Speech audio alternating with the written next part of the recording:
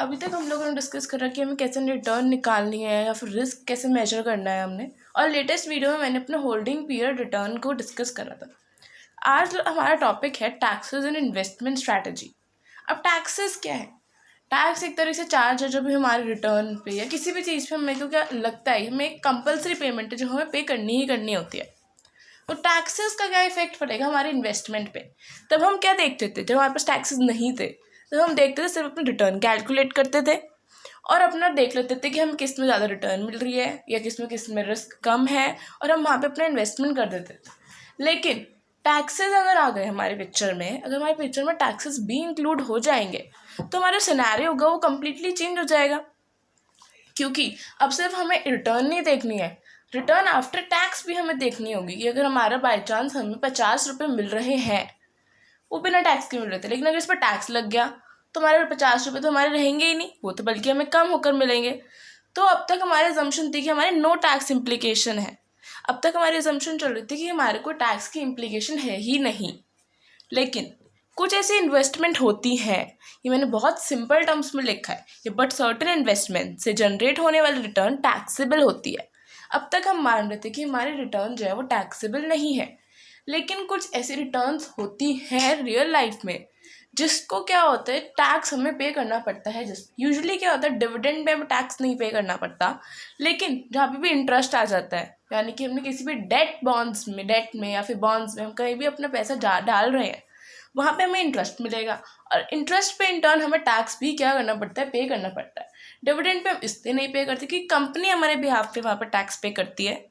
कुछ केसेस होंगे शायद जहाँ पे हमें डिविडेंड पे करना पड़ता होगा, और कहीं कहीं होता है कि हमें गेन हो रहा है, कैपिटल गेन्स हो रहे हैं, वो लॉन्ग टर्म हो रहा है या शॉर्ट टर्म हो रहा है, उस पर भी हमें कभी कभार क्या करना पड़ता है, टैक्स पे करना पड़ता है। इसलिए बहुत इंपॉर्टेंट है हमारे लिए अपना डिसीजन लेने से पहले कि हम आफ्टर टैक्स रिटर्न क्या करें, कंसिडर करें। रिटर्न जो हमारी होनी चाहिए वो कैसी होनी चाहिए? After tax should be considered. हमारी रिटर्न हमें आफ्टर टैक्स कंसिडर करनी चाहिए। अब हमारे पास एक इन्वेस्टर को समझना चाहिए कि टैक्स को एक इन्वेस्टर के लिए क्या है, बहुत मेन है कि उसको ये समझना चाहिए कि टैक्स भी एक सिग्निफिकेंट रोल क्या करता है, प्ले करता है। अगर हमारा टैक्स होगा तो हमारी रिटर्न क्या होगी, जितनी हमें दिख रही है एक्चुअल में, वो उससे क्या होगी, हमारी कम होगी। चलो मैं यहाँ पे एग्जाम्पल लेती हूँ। ओके, मान लो कि हमारे पास कितनी रिटर्न हमारे पास आनी थी, 12% रिटर्न आ रही है हमारे को किसी भी इन्वेस्टमेंट से, और टैक्स रेट कितना है, 30%। टैक्स रेट कितना है उस पर, 30% है। तो इसका मतलब क्या है कि जो हमारा 12% है, इसका 30% तो हमें गवर्नमेंट को ही पे करना पड़ेगा। इसका 30% हमारे हाथ में नहीं आएगा, इसका 30% हमें गवर्नमेंट को पे करना पड़ेगा। तो हमारे को इवेंचुअली में कितना मिलेगा, 12% का 70%। 12% का हमें कितना मिलेगा, 70%। इसका मतलब हमें मिलेगा 8.4%। आप लोग कैलकुलेट करके एक बार देख सकते हैं कि अगर हम 12% का 70% लेंगे तो हमारे को कितना मिलेगा, 8.4%। हमें क्या दिख रहा है कि हमारी रिटर्न कितनी है, 12%। हमने कैलकुलेट करी, हमारे एक्सपेक्टेड रिटर्न आई है 12%, और उस पर टैक्स रेट भी उसके बाद 30% का।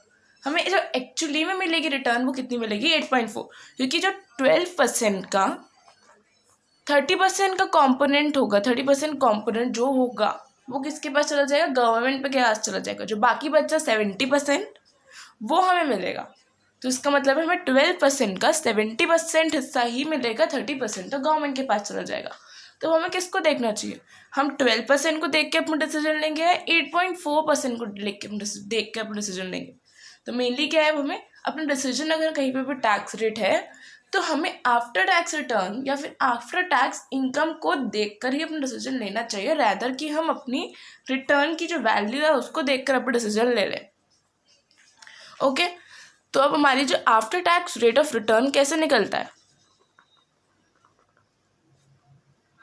After tax rate of return is equal to जो भी हमारा कूपन रेट है, जितना भी हमारे को दिखा रहे हैं कि हमारा इतना क्या है, हमारी रिटर्न आएगी, इंटू 1 माइनस जो भी हमारा टैक्स रेट है। Okay, 1 minus tax rate. जैसे हमारे पास एक क्वेश्चन था ना, यहाँ पे भी एग्जाम्पल लिया था हमने, कूपन रेट कितना था हमारा 12% इंटू 1 माइनस टैक्स रेट कितना है हमारा 30, यानी कि 0.3 कर लेते हैं इसको हम, तो हो जाएगा ये 12% इंटू 0.7, तो इवेंचुअली अपने आप ही यही आ गया, तो हमारे पास ये आ जाएगा अपने आप 8.4% समथिंग। तो हमारे पास कितनी आ रही है after tax rate of return, हमारी इतनी आ रही है। इस फॉर्मूले को हमने डिवाइस करना ज़रूरी नहीं कि हम फॉर्मूले के थ्रू निकालें, हमारी खुद की अंडरस्टैंडिंग भी है इतनी कि अगर 12 में से 30% हमारा गवर्नमेंट के पास जा रहा है तो बाकी बचा हुआ 70% जस्ट हमारे पास आएगा। तो मैंने सिंपली 12% का 70% कैलकुलेट कर लिया, which is 8.4%, we will get this amount. तो आपको रिटर्न को नहीं देखना है, आपको रिटर्न आफ्टर टैक्स कंसिडर करनी है अपना डिसीजन लेने के लिए। ओके, और इसमें नेक्स्ट एक पॉइंट है, वो है taxable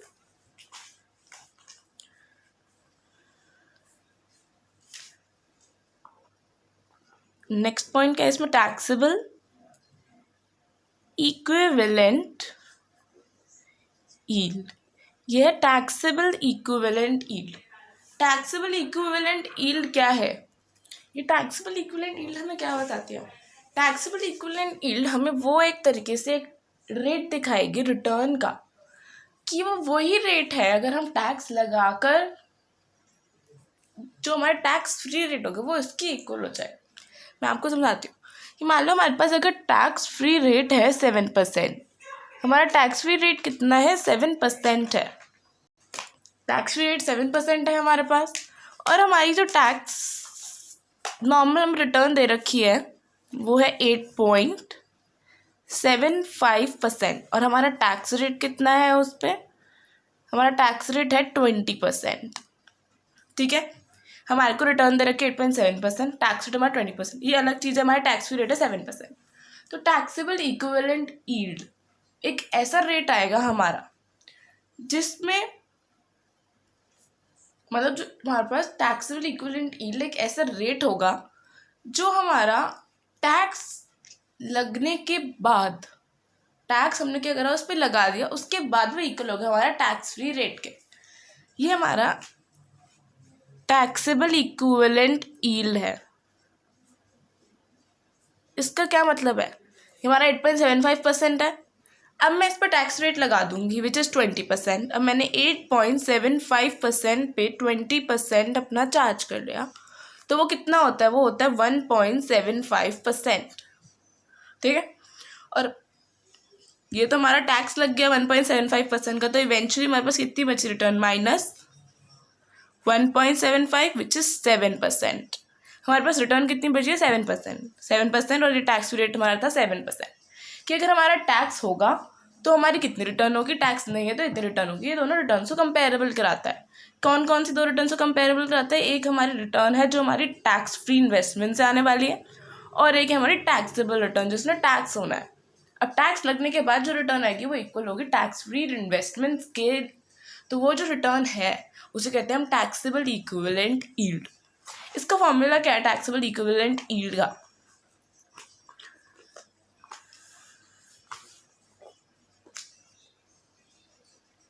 taxable equivalent yield is equal to, taxable equivalent yield हमारा किसके इक्वल होता है? It is equal to tax free rate upon 1 minus tax rate. It is tax free rate upon 1 minus tax rate. क्या होती है हमारी taxable equivalent yield? It's tax free rate upon 1 minus tax rate. जो हमारा tax free rate था वो कितना था हमारा? यहाँ पे 7% upon 1 minus tax rate which is 0.2। Tax rate कितना था हमारा? 0.2। हम इसे डिवाइड करके लेकर आएंगे तो हमारे पास 8.75% ही हमारा क्या आएगा? आंसर आएगा। ये हमारी टैक्सेबल इक्विवेलेंट यील्ड है। यानी कि अगर इस पे हम कुछ भी अपना टैक्स रेट चार्ज करेंगे तो हमारा टैक्स फ्री रेट के वो इक्वल आएगा, कंपेरेबल कर देता है दोनों को एक दूसरे से। ओके, आई होप कि ये कॉन्सेप्ट यहाँ पे क्लियर हो गया है। तो नेक्स्ट हमारा इसमें है, जो अब नेक्स्ट हमारा है इसमें वो है हमारा इन्फ्लेशन। अब इन्फ्लेशन क्या होता है? इन्फ्लेशन होता है प्राइस की राइज होना। मतलब इन्फ्लेशन का मतलब क्या? हमारा प्राइस जो है वो क्या हो गया? राइज हो गया। आज के टाइम में अगर हमें हमारी परचेजिंग पावर 10 रुपये की 10 रुपये ही है, तो हो सकता है आगे आने वाले टाइम में वो 5 रुपये रह जाए या वो 6 रुपये रह जाए। मतलब आज की हमारी 10 रुपये परचेजिंग पावर है, तो आगे वाले आने टाइम में वो 6 भी हो सकती है, 5 भी हो सकती है। इसे कहते हैं हम इन्फ्लेशन की fall in the prices. Price level में क्या हो गया, हमारा फॉल हो गया, rise in the price level, I am so sorry. तो ये हमारा होता है इन्फ्लेशन। अब इन्फ्लेशन से क्या फ़र्क पड़ेगा हमारे इन्वेस्टमेंट पे। मान लो कि हमारे पास एक बॉन्ड थी जिसकी फेस वैल्यू है आज के टाइम में 100 रुपीज़, उसकी फेस वैल्यू है, और उस पर मेरे को कितना इंटरेस्ट मिल रहा है, उस पर मिल रहा है 10% का इंटरेस्ट। एक साल में 10% का इंटरेस्ट उस पर मिल जाएगा, एक साल में 10% का उस पर इंटरेस्ट मिलेगा। तो कितना हो गया हमारा इंटरेस्ट, ₹10। 100 का 10% हमें 10 रुपीज़ का उस पर इंटरेस्ट मिलेगा, वो एक साल के बाद मिलेगा। लेकिन अब हमें लग रहा है कि हमें 10 रुपये मिल रहा है, लेकिन ये है हमारी मनी रिटर्न। ये क्या है, हमारी मनी रिटर्न जितनी हमें दिख रही है कि हाँ इतनी मिलेगी, ये है हमारी मनी रिटर्न। लेकिन इससे जो हमें एक्चुअली में मिलेगी वो रिटर्न क्या होगी, इससे डिफरेंट होगी। मान लो कि अगर हमारा इन्फ्लेशन क्या हुआ है, 4% से बढ़ गया, हमारा प्राइस लेवल 4% से बढ़ गया, तो उसके 4% के बढ़ने का मतलब क्या है, हमारी परचेजिंग पावर जो है वो 4% से कम हो गई होगी। अगर हमारे को आज कोई चीज़ 1 रुपये में मिल रही है, तो वो 4% इसका बढ़कर 1.25 के अराउंड क्या है हमें मिलेगी। वो एक साल बाद हमें कितने मिलेगी, 1.25 रुपीज़ की मिलेगी। 4% राइज का मतलब ये है कि हमारी 4% जो है इंक्रीज़ हो गया है परचेजिंग पावर में, मतलब प्राइस लेवल में परचेजिंग पावर, इसकी वजह से हमारी क्या हो गई है, फॉल हो गई है। तो अब ये रिटर्न हम सिर्फ इसको कंसिडर नहीं करेंगे कि हमारी कितनी रिटर्न मनी रिटर्न या फिर इसे कह सकते हैं हम नॉमिनल रिटर्न है।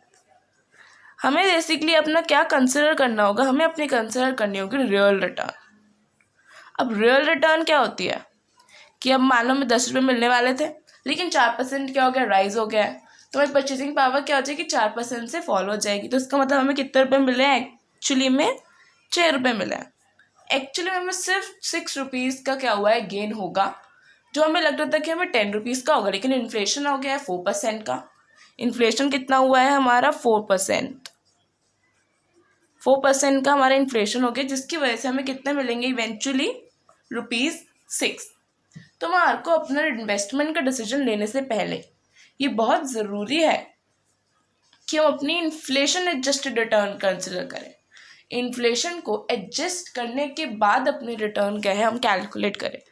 तो क्या होती है ये इन्फ्लेशन एडजस्टेड रिटर्न। हमारे लिए बहुत ज़रूरी है कि हम अपनी इन्फ्लेशन एडजस्टेड रिटर्न कैलकुलेट करें, तो ही हम अपना इन्वेस्टमेंट डिसीजन लें। अब इन्फ्लेशन एडजस्टेड रिटर्न का फॉर्मूला क्या है, it is 1 + R upon 1 + I minus 1। 1 + R upon 1 + I minus 1। अभी I क्या है यहाँ पर, R is equal to nominal return. R क्या है हमारा यहाँ पर, नॉमिनल रिटर्न। अब I is equal to inflation rate. जो भी हमारा इन्फ्लेशन होगा I उसके इक्वल है, और हमारी इन्फ्लेशन एडजस्टेड रिटर्न को हम डिनोट करते हैं स्मॉल r से, which is equal to real return. कि हमारे को लगता है आर नॉमिनल रिटर्न है, जितनी हमारी मनी रिटर्न, जितना हमें शो हो रहा है कितना परसेंट हमें इतना रुपये हमें मिलेंगे, लेकिन एक्चुअली में जो भी मिलेंगे वो हमारे क्या होगी, रियल रिटर्न होगी, which is denoted by small r. Okay, यहाँ पे एक एग्जाम्पल लेते हैं हम। हमारे पास आर है 12% और इन्फ्लेशन जो हुआ है वो हमारा कितना हो गया, 5% इन्फ्लेशन हो गया। तो हम रियल रिटर्न अपने कैलकुलेट करनी है। इसमें रियल रिटर्न किसके इक्वल होगी, 1 + R which is 0.12 upon 1 + I which is 0.05 minus 1 which is equal to 6.7%। ये मैंने राउंड ऑफ करके 6.6666 आ रहा है, तो मैंने इसको राउंड ऑफ करके 6.7% कर दिया है। अब ये दो टॉपिक्स आई होप सो कि ये क्लियर हो गया है। एक है टैक्सेस का इफेक्ट क्या पड़ेगा हमारे इन्वेस्टमेंट पे, और इन्फ्लेशन का क्या इफेक्ट पड़ेगा हमारे इन्वेस्टमेंट पे। ओके, अब नेक्स्ट वीडियो में मैंने 2 क्वेश्चंस लिए हैं जो मुझे डिस्कस करने हैं आप लोगों के साथ। एक इन्वेस्टमेंट इसी चैप्टर से रिलेटेड है वो। उस 2 क्वेश्चन के बाद ये चैप्टर कंप्लीट है, फिर हम लोग पोर्टफोलियो मैनेजमेंट का चैप्टर स्टार्ट करेंगे। ओके।